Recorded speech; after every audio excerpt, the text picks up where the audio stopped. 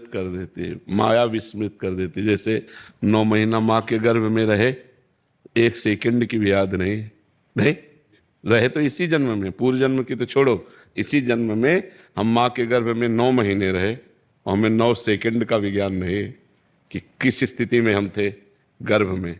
इसके बाद परसों आपने दोपहर में क्या खाया था? देखो माया विस्मृत कैसे कराती है कि अभी परसों की बात है, तो आपको सोचना पड़ेगा, परसों बड़ा मेहनत करनी पड़ेगी, तब परसों दोपहर में क्या पाया था, फिर आप निर्णय कर पाओगे। ऐसा है माया का विस्मरण जाल, वो हमारी हर बात को विस्मृत कराती जाती है। फिर तो वो पीछे के जन्म की बात है।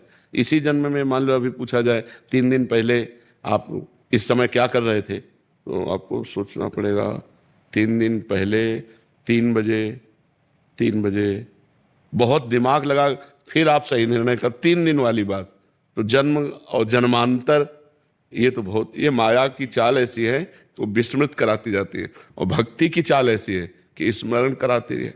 तो अब जैसे आप भजन करो और भगवान में चित्त जुड़ने लगे, माया से ऊपर उठने लगे, तो आपको ज्ञान होने लगेगा, पूर्व जन्म में हम ये थे, हमारे द्वारा ये आचरण हुआ, उसका ये फल हुआ, ये आचरण हुआ। जितना आप भजन के द्वारा पवित्र होते जाएंगे उतने आपको स्मृति जागृत होती जाएगी, और जितना आप माया में लिप्त होते जाएंगे उतने विस्मृति होती जाएगी।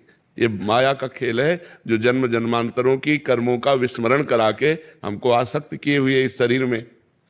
ये भी शरीर छूटेगा, बहुत शरीर छोड़ दिए, ये भी शरीर छूटेगा, पर ऐसा नहीं लगता कि ये छूटेगा।